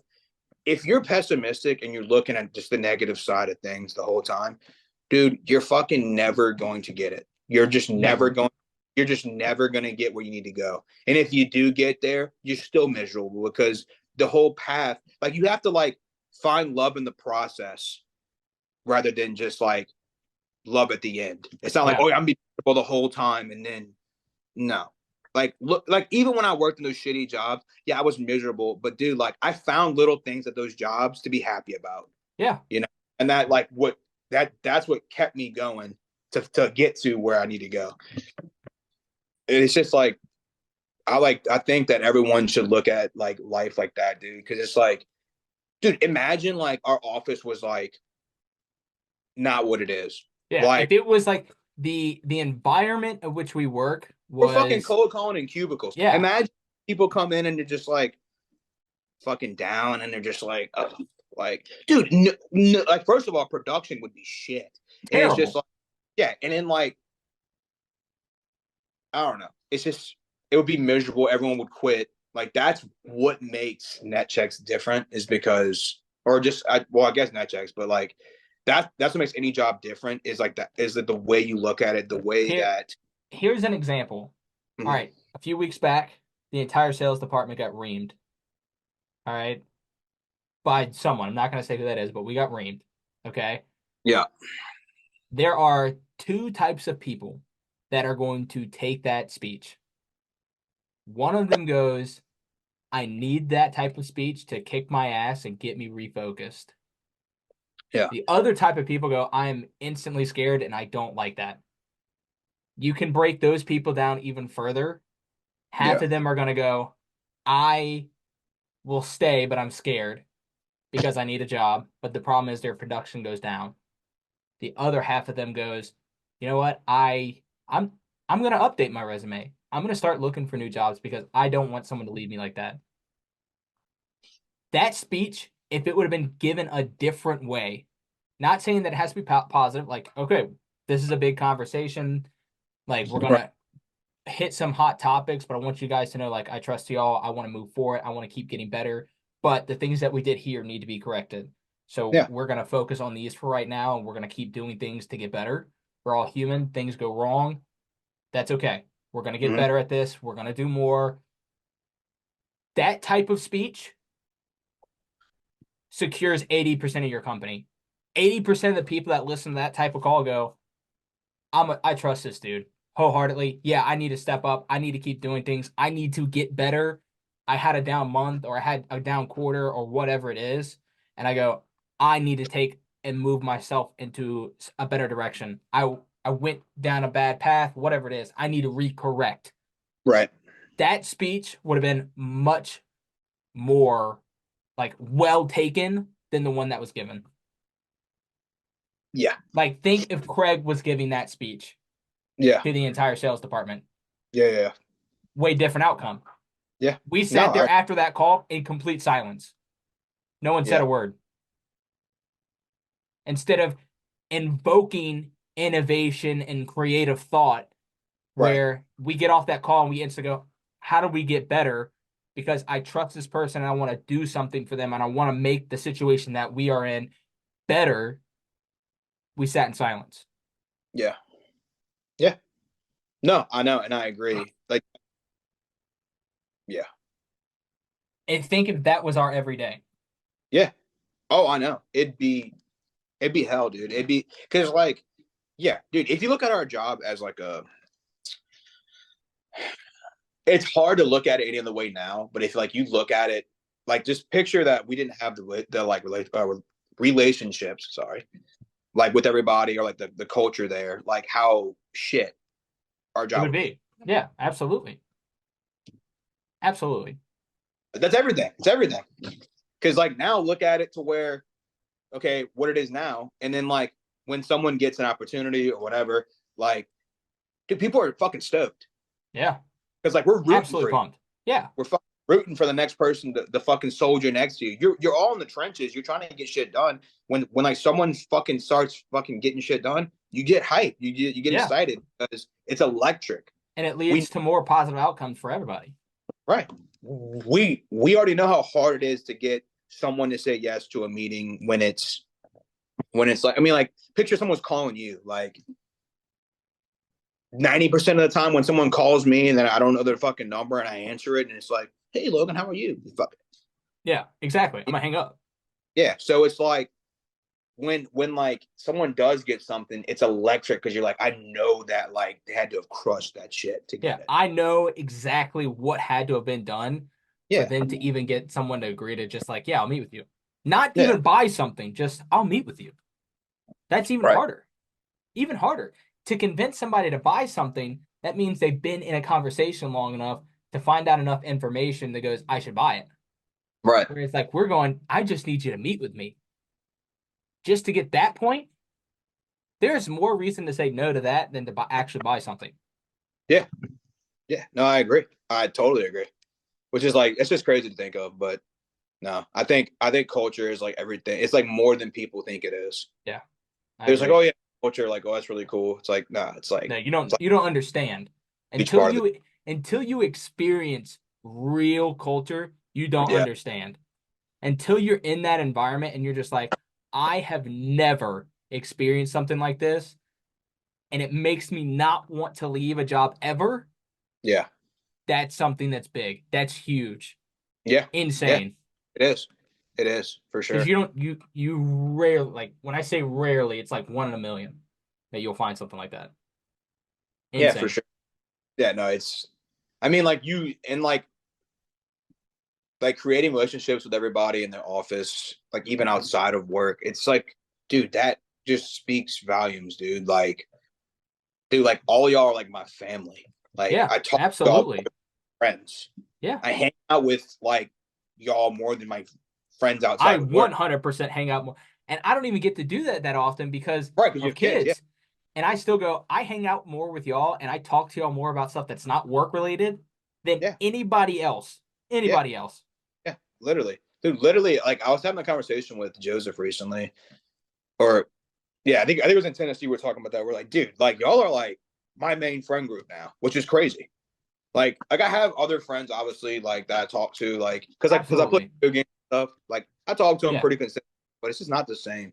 It's like my friends that I have here, they understand a lot more, and like it's crazy because like you would think you would get sick of them, like of just being around them all the time, and then like going home and then like being around them again. But it's like it's crazy, dude. It's Like we're even all tonight, our own personality, but yeah, like we all think like I have friends that I've had like my entire life. And right, it's like I still trust them with almost anything, but right, it is different when you have a group of people that we all our own personalities, because we all, of course, like you clearly, I have a problem with Disney. Everyone has their own thing, but like we all think so similarly yeah, that you just never find a group of people more than like one or two. And we say we have somewhere in the neighborhood of 10 to 15 that we all go, we're thinking the exact same way right, the entire time right, is insane. yeah, Absolutely insane. And like it that is. relationship is huge. Oh yeah, like for sure. Like it's just it's nuts to think of. Like, dude, literally, like Joseph and all of them, dude. Like, I'm so close to them. Like, it's actually insane. Like, literally, like me and Joseph will like FaceTime Yeah. most days of the week or twice of the week. Like, Larissa always like fucks around. She's like, "Oh, that's your boyfriend and shit," like type shit. Because I'm always talking. Because like I just like to talk to the dude. Yeah. Why It's not just though? it's the same kind of conversations that me and you have. It's just like it's natural. I mean, dude, like we've been on this thing for what? We were supposed to be on here. I said an hour. It's been 2 hours. Yeah, 2 hours. yeah, I was like, yeah, let's do it for an hour because I was like, I'm not sure it's the first one. I don't know how much we're gonna be able to talk about. And it's like we have nonstop. Alexis just sent something. I saw it. Oh, let me see real quick. So I just woke up and my phone was on silent. I am the worst. We're gonna do it again, but Yeah, we're they're gonna do it again. We're gonna do it. I plan on doing one of these once a week. So it's like yeah, it's just crazy. Like we've been yeah, on here for 2 hours, and it's been besides the internet crashing on us, yes, we have talked the entire time. There has yeah, not been a single break in conversation. yeah, Like that's insane. Like you yeah. It's can't just fucking do that. You just can't just do that. Like you can't, and it feels natural. Like we're just having a conversation. yeah. Like there's no like oh small talk. Like no, we're just like we're genuinely curious about the other person. Yeah. So whenever like I'm telling you these stories and stuff, or you're telling me your stories, like we're both bought into the story. We're listening to the story. Yeah. It's just crazy to think of. Like holy shit. And like, dude, it was pretty progressive. Like, dude, like it wasn't just like we're talking about random shit. We're talking No, about like work, we're talking like about, work yeah. experience, And we're talking work about story. like how to get better and develop somebody. Like Yeah, that's what we're doing. It's how going to through our push past. experience, but it's like we're going this if you listen to this, because I imagine somebody else out there is going through something similar. Me and you have very different situations with work itself, but like Right, almost the same exact outcomes of right. like what happened to us in the Yeah, exact same amount of time. And it's like, it's literally insane. It's gonna motivate someone when they see this fucking channel. Like just like the I difference. hope so. I hope so too, dude. It's just fucking Whether it's just people that we know that watch this or listen to this or whatever, or it's a kid a million miles away from here that is like getting into the workforce and goes, I have no idea what I'm doing. Guess what? We didn't know what we were doing either. We thought we had a clear idea. No one fucking does, bud. Yeah, we thought we had a clear idea of like, oh, this is what I'm gonna do. I was one of those kids growing up that I was like, it was two things. I was like, I'm either gonna go into film and I'm going to be in movies. And then once I got into powerlifting, I was like, I'm gonna be in kinesiology. I'm gonna graduate. I'm gonna get my doctorate. I'm gonna go to chiropractic school, be a chiropractor, and I'm gonna own my own clinic. That was what I was gonna do. And look where I'm at. Yeah. Dude. Fucking A, man. I turned 29 this year, and none of that happened. I got my degree and nothing else. Hell yeah. Hell yeah, bro. Yeah, that's what I'm talking about. That's what I'm fucking talking about, dude. What? Yeah, I know, dude. It's fucking crazy. It's just you got to be ready to roll with the punches, kind of thing. You know, like, dude, that is nuts to me. It's just like if you just like aren't willing to like take a leap of faith.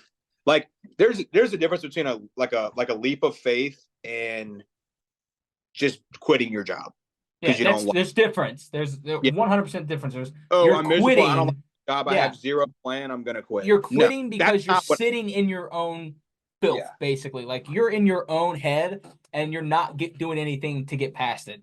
Yeah, what you think? Someone's gonna come by you and just pick you up? No, dog. That's not how life works. You got to pick your fucking self up. But it's such a fine line both ways because like I know people whenever I was in the plants and stuff like that, they'd be like 4 or 5 years in and they're like, well, I'm already invested. Like I hate my life, hate my job, but I'm already invested. Like, and they're going to stay there. And dude, like that's what it took. Like I inspired my friend that was there for 10 years to leave, to basically do what you want to do. And make yourself better. Yeah. Because I'm fucking out, dude. I'm telling you right now, this is my plan. No one's going to fucking stop me on this fucking journey to fucking righteousness. Yeah. You need the same fucking thing. And he was like, you know what? I'm going to fucking do it. And sure enough, he fucking did it. Dude, he's so much happier, dude. I talk to him every fucking day. So much happier. He works from home. He's doing shit that he likes. Like, whatever, dude. It's just like, I wasn't planning on inspiring him, but like because like I'm a natural like salesman kind of thing, like it was easy because I knew what he wanted. When you know what someone really wants, it's easy to sell them on what they already want. Yeah. I knew he hated his life. I knew he hated his job. And I was like, dude, I'm fucking out. I'm doing this shit. Are you with me or are you fucking gonna stay? That's just like my buddy Patrick that's getting hired this month. So I originally got him to apply, and he got through the entire process. Now, he ended up adopting a kid and like having to go through a year process of everything to make sure that they got the kid. And I told him, I was like, dude, I know, like, and it's the same thing. Like, he's one of my best friends, and I met him through work because he thinks the same way I do. Yeah. And I was like, I managed him, I trained him, and then outside of that, then we ended up developing and going into like a really deep relationship. And then after that, once I left and went to another clinic because I was being the operations manager at that time, then I went to Net Checks. I told him, I was like, dude, after about 6 months in, I was like, I wanted to make sure it's real. I was like, I want to make sure it's not just like, this is like, it's good like sometime and then it's really bad sometimes. Right. So like about 6 months in, I was like, dude, I was like, you should apply for this. I was like, you should 100% come apply. Yeah. And he sat on it. He's like, no, I think I'm okay for right now. And then he was going to start with y'all. Yeah. He got like Craig was going to send out a message to him saying you got the job. And then he ended up like ghosting us and we're like, what the hell? And then like he never responded to me.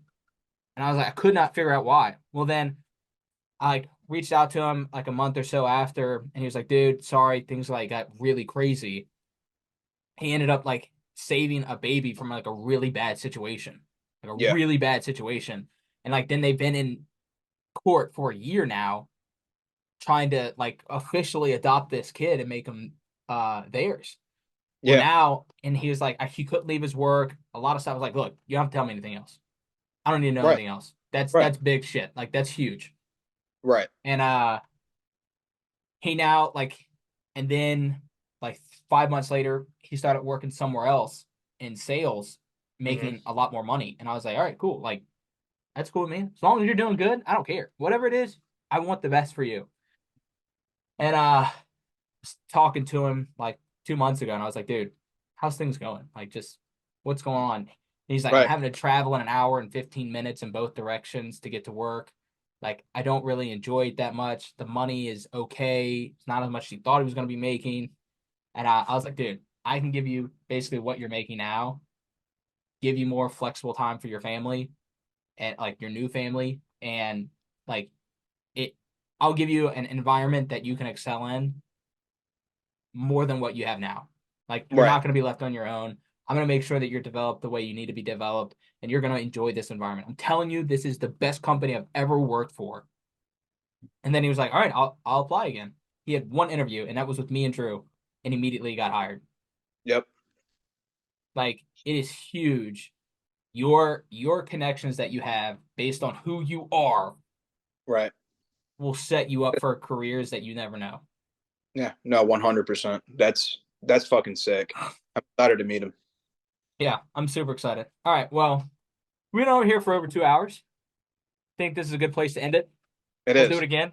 If you want to do it next week with me, we can do it again. Yeah. I'm always trying to get a little chatter in. This is the outro. It's 4 words. So I appreciate everybody coming. Thanks for watching. I hope you got something from this.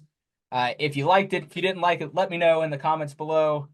This is Logan. He's going to be on more often, hopefully, if he enjoyed it. Yeah, I'll I be hope on. you guys learn as much as you can from this. Ask me questions that I can ask next time for Logan that you want to know. Ask questions for me that you want to know. We're going to get really personal a lot of times. We have a trip that we're doing kickoff in about 4 or 5 weeks that you'll get to see kind of live stuff from that. I'm going to be recording the entire time, nonstop. So I'm That's gonna super be excited. Yeah, dude, I'm so excited. So people are going to be popping up on the channel that probably didn't even know they were going to be on the channel. But I'm super excited. Like, comment, share, subscribe, send it to whoever you want that you got something out of this. But for now, guys, go out, be you, be great, and I'll catch you in the next one.